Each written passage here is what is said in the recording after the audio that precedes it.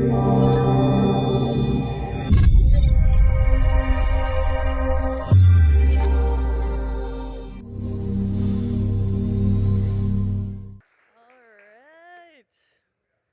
hope I'm on. This is so fancy. I am. I don't even. I mean, I feel like I'm just gonna hold the water bottle. I don't know. Thanks, Rachel. Actually, was that Pastor Kathy's water? I think it's anointed water. I'm just joking. All right. Happy Freedom Sunday. I love the song that we sang where it's, when you walk into the room, everything changes. Can you just say that with me? Like Pastor Kathy already did declarations. That's how I was going to start, but it's already been done. So one declaration, when you walk into the room, Jesus, everything changes. Say that with me, please. Yes. All right. International Justice Mission is an awesome organization, like Jake just introduced. They work with people all over the world to bring freedom to those who are held in bondage through the sex slave industry, slavery in general, abuse and different things like that. And they actually whenever they go into a situation, they are actually part of the group that brings freedom. Like they go into brothels, break them up, and work with the surrounding areas to make sure that there is support in place for anybody that they rescue from those situations, that they have counseling, they have a safe house, they have jobs and ability to support themselves. There's healing that they bring. It's an amazing organization. They don't just go in and break something up and it's like, okay, good luck to you guys. Like, hope everything goes well from here on out. But they go in and they actually bring the support that's needed to make sure that those women or children or men are really set free and also are put on a good path towards recovery. So definitely would encourage you. We'll talk a little bit more about them throughout this service, but would encourage you to stop by the Resource Center and get one of these brochures. And this actually, I didn't look at this until this morning, but God's plan to end slavery begins with you is on there. And we're actually going to talk a little bit about God's plan to end slavery or injustice or abuse actually involves us partnering with him. I don't know why I have so many props today, but I do. And I was at Big B. We had Kingdom Living yesterday, and we're only in like week 2, and Kingdom Living is completely rocking me already. I'm even one of the leaders, and I'm like having moments with God, like even yesterday, like during Kingdom Living, like, oh my gosh. So we had a break in between the sessions, and I ran down to Big B because I'm a coffee fiend and I love coffee. And I ordered my coffee. They didn't have it the kind I wanted. They didn't have it brewed. So they're like, it'll be like 5 minutes. I'm like, all right, I can wait 5 minutes. So I'm sitting there at Big B and waiting for them to brew the coffee. And I feel like I had a word for one of the girls, one of the baristas. So you know when you get a word and you're like, you're not really sure if you're on or not. So you kind of ask a question to see if like there's a yes or no. So I asked a question, and she goes, nope, no, I don't do that at all. And I had nothing else beyond that. So a total failure, whatever, yeah. I stepped out, though. But anyway, I got my coffee. I grabbed a sleeve. I didn't look at it. I just grabbed one from the bin, put it on, ran back to Kingdom Living. And I'm sitting there, and I'm staring at my cup as Max was teaching, and my sleeve says, the secret ingredient is always love. Like the entire time, I'm just like being like washed by like God's goodness, his love, the way he speaks through random Big B sleeves. Like you never know when God is going to speak, which is awesome. Cool. Well, anybody know who John the Baptist is? Yeah? All right. So some of you don't need Kingdom Living. Some of you might. I'm just joking. Well, John the Baptist was one of the last great Old Testament prophets that God sent to pave the way for the coming Messiah, for Jesus to come. And John, even though he understood that Jesus was something special, like at his baptism, he's like, hey, this guy like is coming who I'm not even worthy to tie his sandal. Like there's this guy that is even better than me, better than you can expect. So John had some revelation that Jesus could potentially be this Messiah guy, could potentially be something special. But John finds himself, he had spoken out against some immorality among the leaders of Israel. He spoke out and he said, hey, it's not right that you're marrying your brother's wife and she left him for you, and that's not okay. That's immoral. I'm calling sin, and that's not okay. So John gets arrested and he gets put in prison. And while he's in prison, John's got some followers, he's got some disciples. So he calls them to him and he says, hey, I want you to go find Jesus and I want you to ask him a question. And my question for Jesus is, are you the one? Are you the one? And for us sitting here, we're like, are you the one? Of course Jesus is the one. What are you talking about? Why would you even ask that question, right? But are you the one? And John's question has a lot of context to it. Because in Israel during this time, they had so much expectation for this person who is going to come, or people who is going to come, who was the Messiah or Messiahs in the Jewish belief system, that were going to liberate Israel. They were going to free Israel from their oppressors. So Israel, they were around the time of the Babylonians. They came and they conquered Israel. They took them away to captivity. Eventually Israel returns from captivity and they try to rebuild. And they rebuild a little bit. They rebuild the wall. We have the story of Ezra and Nehemiah and things like that. They kind of recovered a little bit. But shortly after that time, we have an invasion of the Greeks with Alexander the Great comes and sweeps through this whole area and conquers the land again. So now they're back under being oppressed and being under reign of some other rulership, some other kingdom that's come and conquered the land. And then that happens, and there's some infighting in Israel. The Maccabees happen. All of this crazy history happens where it's just a very tumultuous time in Israel's history, and they just don't ever really recover from that Babylonian exile after their return. So that happens, and then Rome comes in around 63 BC, and they take over that whole area. So now they're in Roman occupation. So when you get to Jesus' time, they've been living in Roman occupation now for several years, okay? So the Jewish belief held that God, in his divine plan, would not forget Israel, that God was with Israel, that God would be for them, that God wouldn't leave them in captivity, but he was going to send a Messiah. He was going to send either one Messiah, where it's a Messiah who is both royal and priestly, or possibly two Messiahs. They weren't sure. But based on their scriptures, based on what the prophets had been declaring throughout the ages, Israel was expecting someone to come and liberate them, someone who God would send to come and restore Israel and bring the kingdom of God, the kingdom of even of Israel, back to life. And so when John, who's sitting in prison, sends his disciples and asks Jesus, are you the one?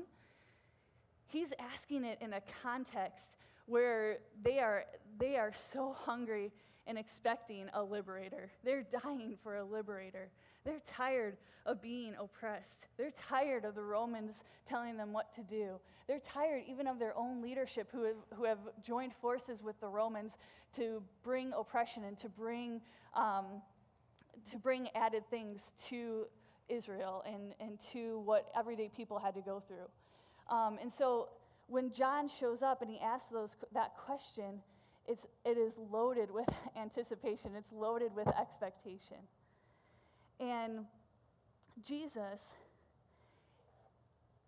he says, oh, hey, John's disciples, good to see you guys. Here, this is what I want you to tell John. And he quotes Isaiah 35, and I'm actually going to read the chapter in Isaiah that Jesus quotes. So it's Isaiah 35. And so Isaiah 35 says this, the wilderness and the wasteland shall be glad for them, and the desert shall rejoice and blossom as the rose. It shall blossom abundantly and rejoice. Even with joy and singing, the glory of Lebanon shall be given to it, the excellence of Carmel and Sharon. They shall see the glory of the Lord, the excellency of our God. Strengthen the weak hands and make firm the feeble knees. Say to those who are fearful-hearted, be strong and do not fear. Behold, your God will come with vengeance, with recompense of God, and he will come and he will save you. And then this is the part that Jesus actually quoted. Then the eyes of the blind shall be opened, and the ears of the deaf shall be unstopped. Then the lame shall leap like a deer, and the tongue of the dumb sing. For the water shall burst forth in the wilderness, and the streams in the desert. The parched ground shall become a pool, and the thirsty land spring of water. In the habitation of jackals, where each lay, there shall be grass with reeds and rushes. A highway shall be there, and a road, and it shall be called the highway of holiness. The unclean shall not pass over it, but it shall be for others. Whoever walks the road, even though a fool, shall not go astray. There won't be any lions, there shall not be any ravenous beast. And it goes on and on about how Zion, how Israel will be restored. And that is what Jesus' response is. John's disciples are standing there. Jesus, are you the one? Are you the Messiah? Are you the one that we've all been expecting? And Jesus says, gentlemen, do you see the blind eyes open? Do you see freedom come? Are you seeing the work that I'm doing? His response is, freedom is following me everywhere I go. People are being healed. They're being restored. They're being delivered. They're being taken care of. Blind eyes are being opened. Those who are with physical ailments are being healed. Those who are under oppression are being set free. Those who are experiencing spiritual slavery and bondage themselves internally, they're being set free from all of that. The freedom actually follows Jesus. Anytime someone throughout the Gospels encounters Jesus, they encounter freedom. They encounter liberation. They encounter being released into the freedom and fullness of God. And so Jesus' ministry actually sparks a whole movement, right? Like, it didn't just, Jesus came, he lived, he set people free, he died, he went back to the Father, and everyone's just kind of, hanging still until, he comes back again, right? No, he sparks a whole movement of freedom fighters. He sparks a whole movement of people who bring the freedom of God wherever they go. The Jewish, what they anticipated was that the Messiah would bring the kingdom of God.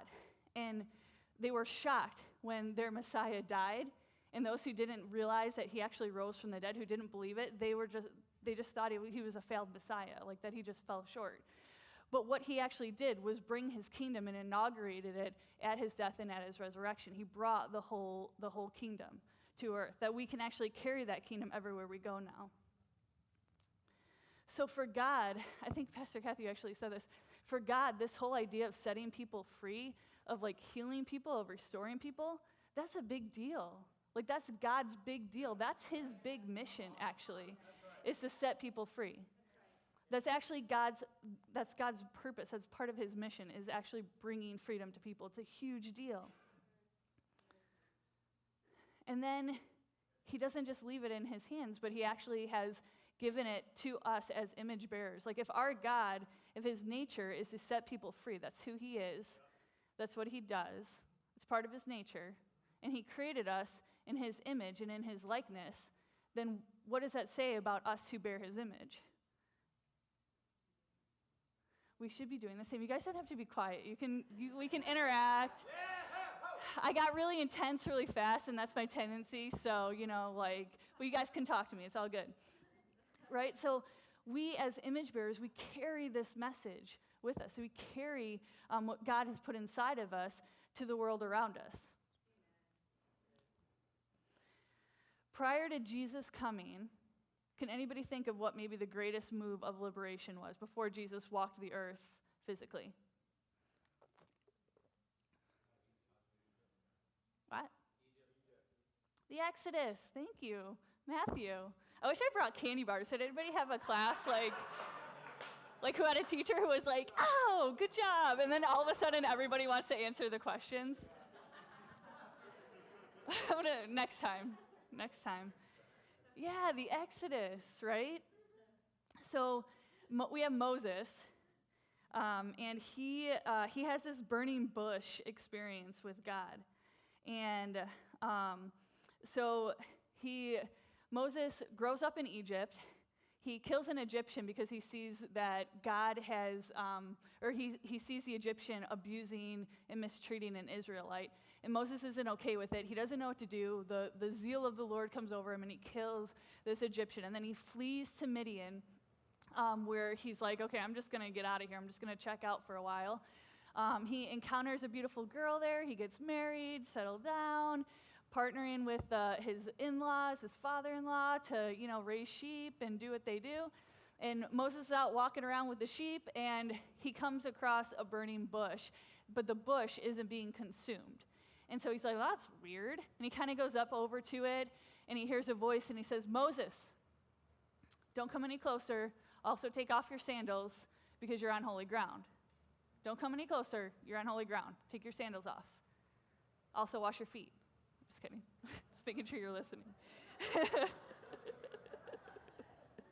And so Moses says, here I am. Well, speak to me, Lord. Here I am. And God tells Moses,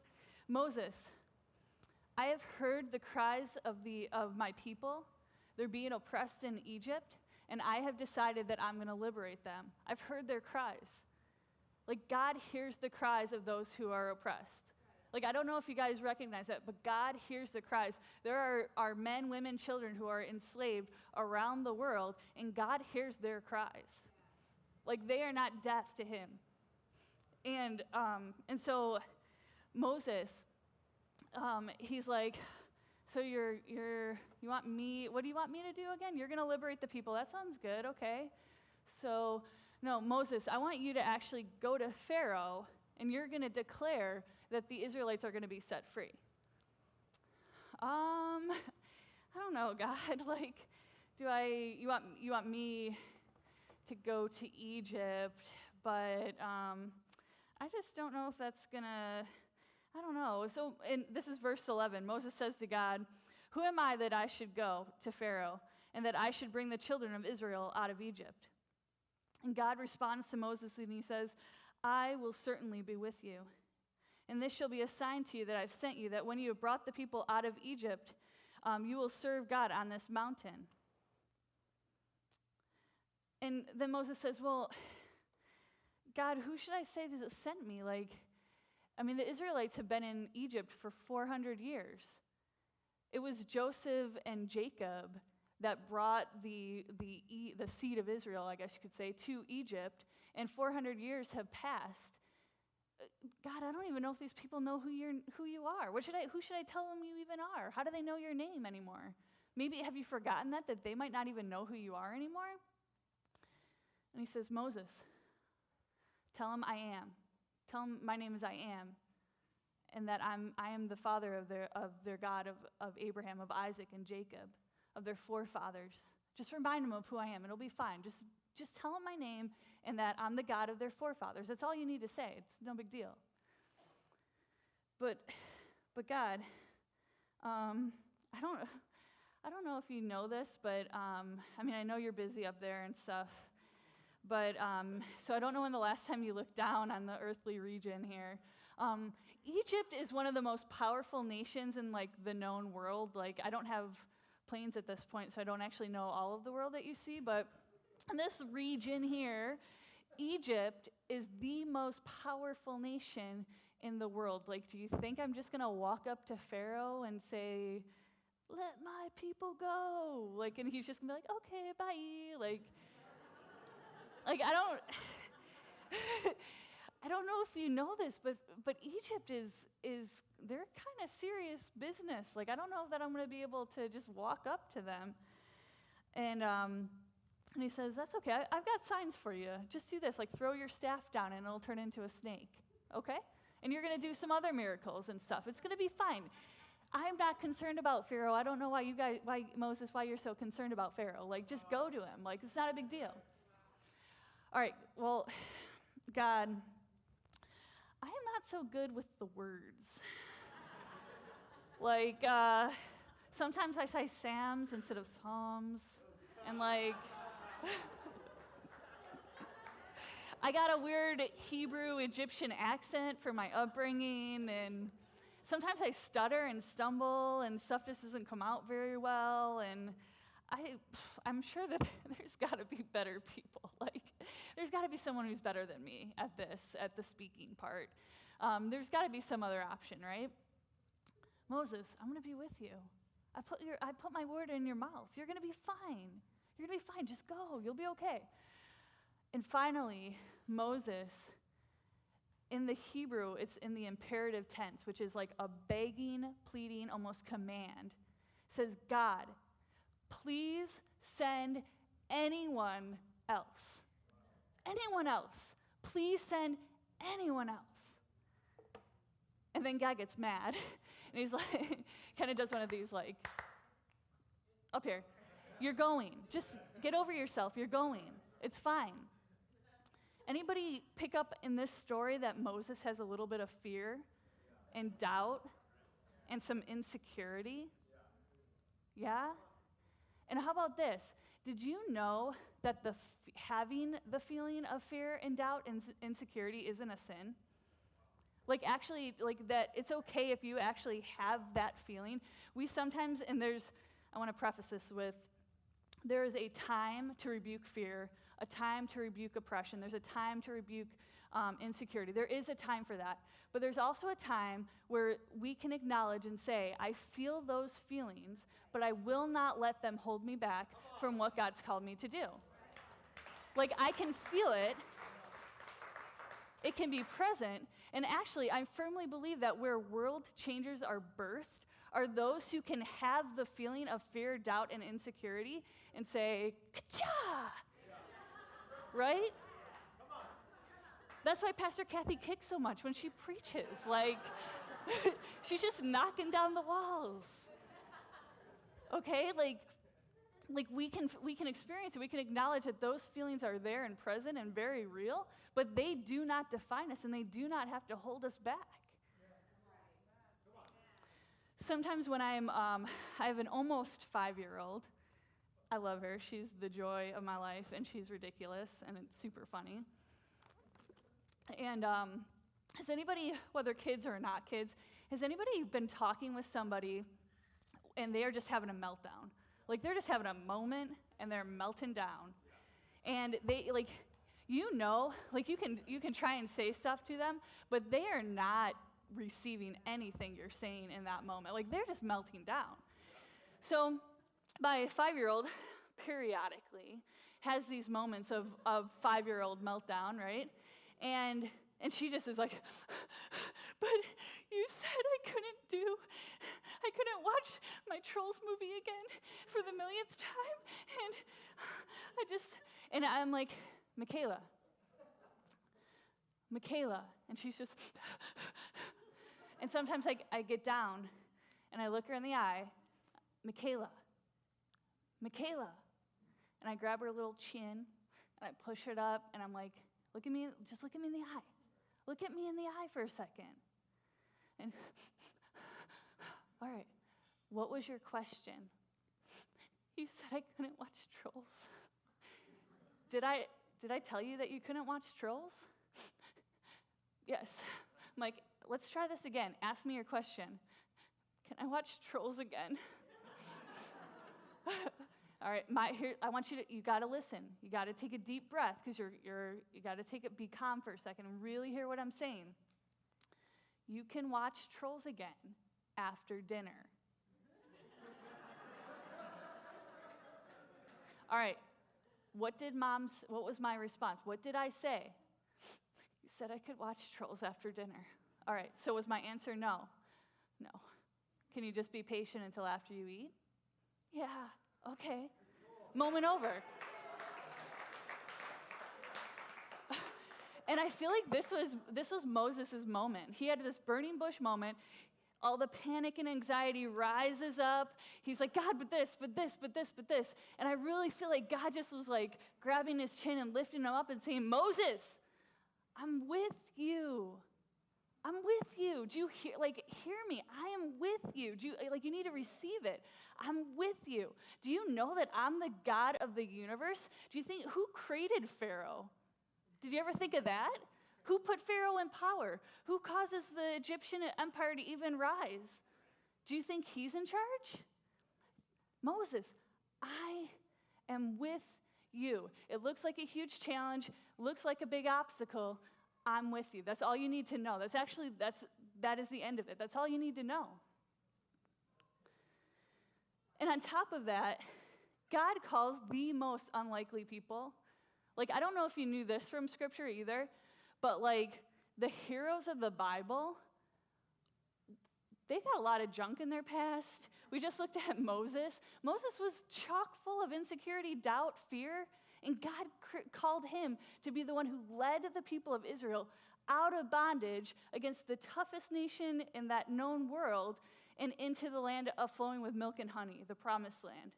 Moses was a nobody, filled of doubt and anxiety. David, did you know? So David was one of the greatest kings of Israel's history. One of the greatest kings, hands down, of Israel's history. God had decided that David was going to be the next king of Israel. Saul was going to be removed from his kingship at some point, and David was going to be the next king. And so God sends Samuel, the prophet, to the house of Jesse, because one of Jesse's sons is going to be the next king. So Samuel goes in and says, hey, Jesse, one of your kids is going to be king. I need you to line up all your boys. So Jesse's like, really? Oh my gosh, this is amazing. One of my kids is going to be king. Boys, come line up. Come line up. The prophet is here. He's going to pick one of you guys. This is awesome. Look at this one. He's like been working out, and he's really good with doing like blacksmith stuff. I think he's going to be good. He can also wield like swords really well. Like I'm not telling you what to do, prophet, but I'm just saying, if I had to pick a king for my boys, that would be my winner. So Samuel walks down the line. He's like, Jesse, do you have any more boys? Do you have another son somewhere?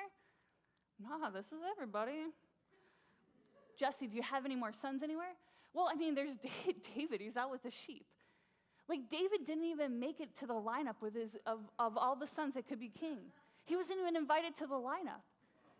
Like, he had a dad who didn't believe in him at all, right? Yet David was the next king of Israel. That's the one that God chose. God chooses the most unlikely options. The disciples, they're all fishing and they're tax collectors. Do you know what that means in Jewish culture? A boy is educated. He goes to school. The best of the best boys are chosen to continue on in the line of training in the religious system so they can be the next religious leaders of Israel. So if Jesus is walking around and he's calling young men who are out fishing, that means they are the ones who didn't cut it in Jewish seminary. Do you get it? And I love education. I'm all about it. But I'm just saying, God came and he chose the people who the rest of the world, the religious system, were like, you can't do this. Like, you know what? Here's a fishing pole. Good luck. Right? And that's who Jesus comes and he says, hey, you guys, you're going to be world changers. Come follow me. Let's go, guys. Right? The sinful Samaritan woman, she's a female. Like, God can't use women. Oh, shoot. Right? Not only that, she's got a bit of a past, right? 5 husbands? Like, I don't know. Shame. And Jesus comes and he sets her free. He encounters her with his love, and she becomes the greatest evangelist of their entire town. She brings everyone else from that town into Jesus and to meet him. Paul was a persecutor of the church. He killed Christians. He hated them. And God encounters him, and he becomes the greatest champion of the Christian faith. And not only that, Paul's a Jew of Jews. Jews don't interact with Gentiles. They don't eat together, that kind of thing. And Paul becomes the chief apostle and the chief evangelist to the Gentiles. Jesus is in the business of calling the most unlikely, not good enoughs, plain people, and turning them into world changers. And you want to know what the biggest hang-up is? Ourselves. Like, I firmly believe that there are world changers right here in this room. There are people in this room who are world changers, but you are stuck feeling insecure, self-doubt, and it's okay that those feelings are there, but it's not okay that it holds you back. because God has given you a burning bush moment. And I really think that just like Moses, just like I have to do with my 4-year-old, God is saying, hey, Spencer, right here, I'm with you. I'm with you. That idea that you are sitting on, I'm with you. Go for it. Joseph, that idea that you're that you just have it in your soul, I'm with you. Go for it. I'm in your corner. It's going to be amazing. Right? Like he's looking at every single one of you and he's saying, I am with you. There's nothing that you have that you feel so insecure about or so much doubt about. I'm with you. That idea, you might be sitting on an idea right now, like maybe creating an app or something technologically savvy. I don't have the right words because I'm not technologically savvy. But you might be sitting on an idea right now that is going to end the sex slave industry right here in Grand Rapids. There's a huge issue with sex trafficking, even here in West Michigan. And you might be sitting on an idea that's going to disrupt that whole industry, but you're too scared to do it, right? Like God can use your business ideas. It's not just like ministry. Like you don't have to just be like, okay, I got to train and be a pastor or whatever. No, God can use your business ideas, your tech ideas, everything to actually use that to bring the kingdom of God right here onto earth and to set people free.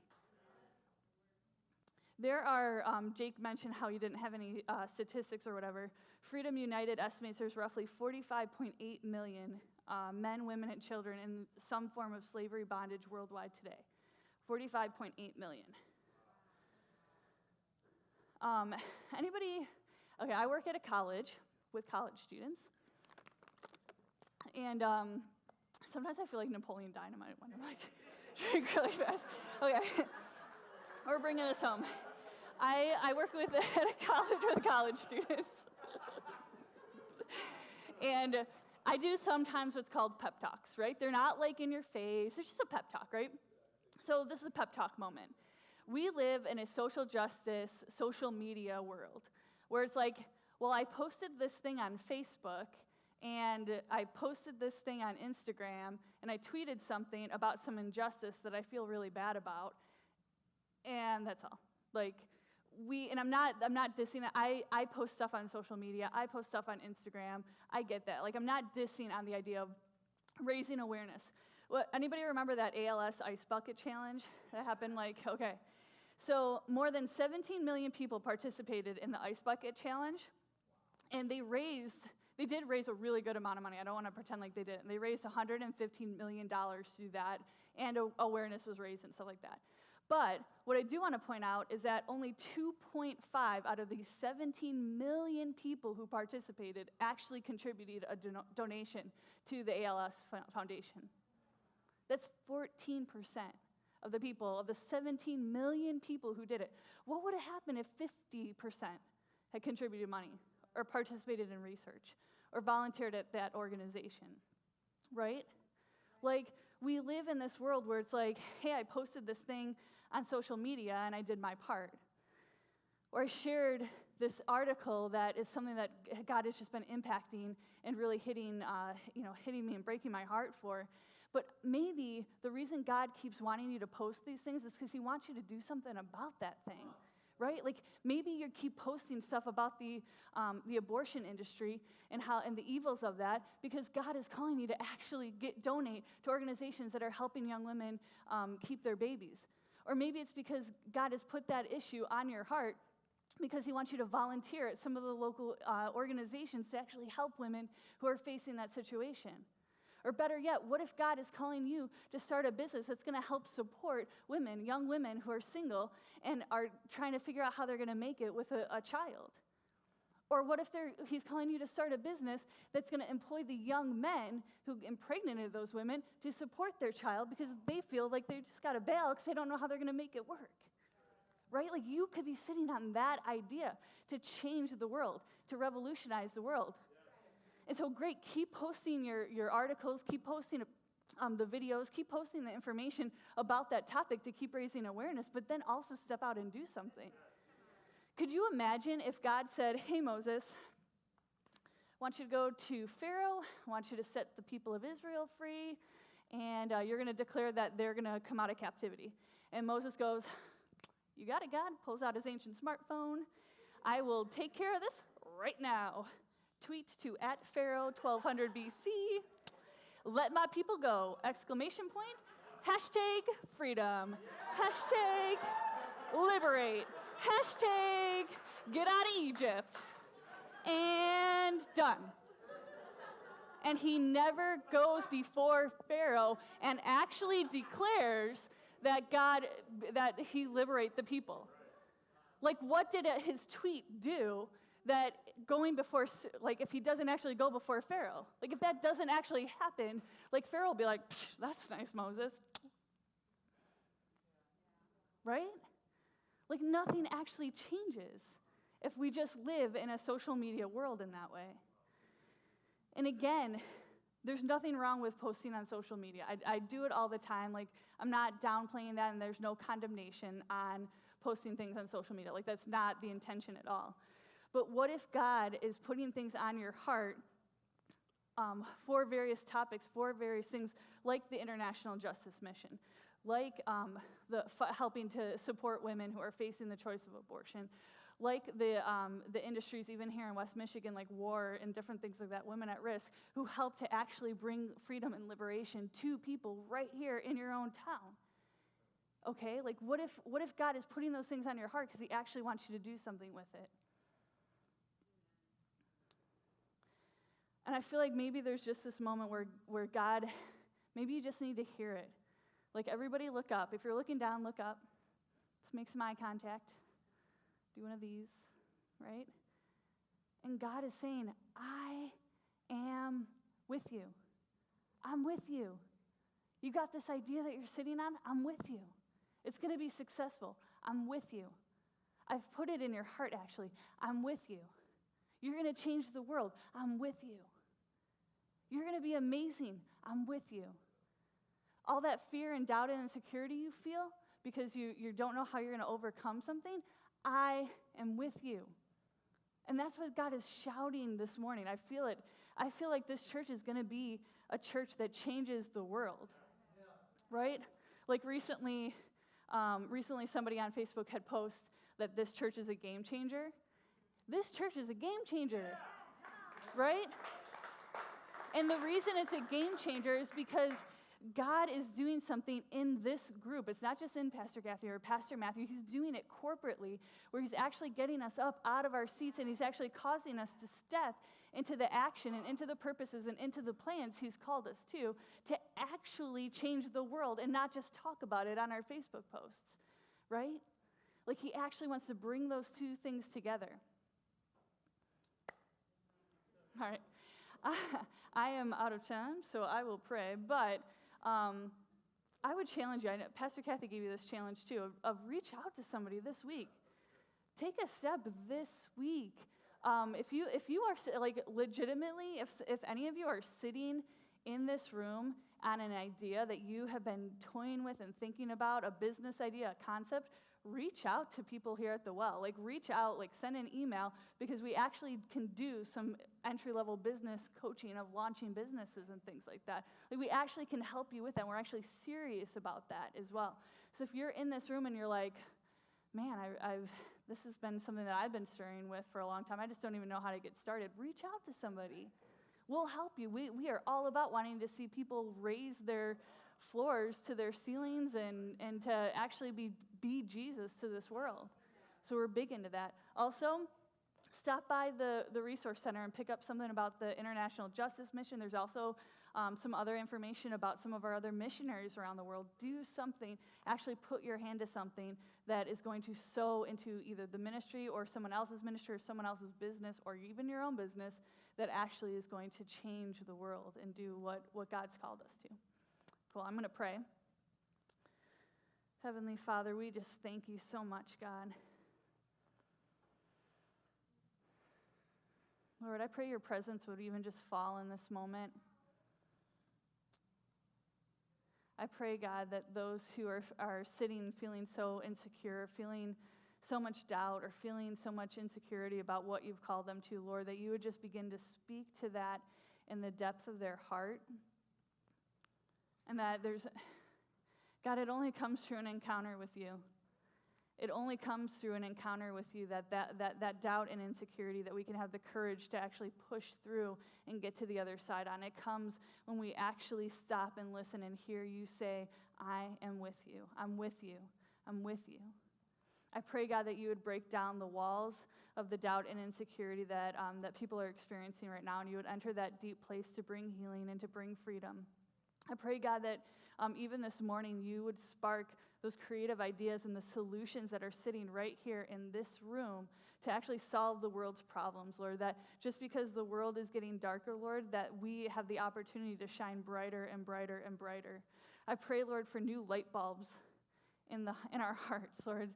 I just got a picture like of a light bulb, and you know when you put a brand new light bulb in and you twist it in, it just, right? Like new light bulbs, God, to come and to just shine so brightly out of people, Lord, that your glory can actually be carried. And it says in the Old Testament that Moses, when he would encounter you, his face would just shine with your glory, Lord. And I believe we are actually able to carry that type of glory, that we're actually able to shine with your presence and with your glory as we encounter people throughout the world. So, Lord, would you give us the courage? Would you give us the calling? Would you put dreams and ideas in our hearts and in our minds, Lord, that are going to change the world? And I pray this in Jesus' name. Amen.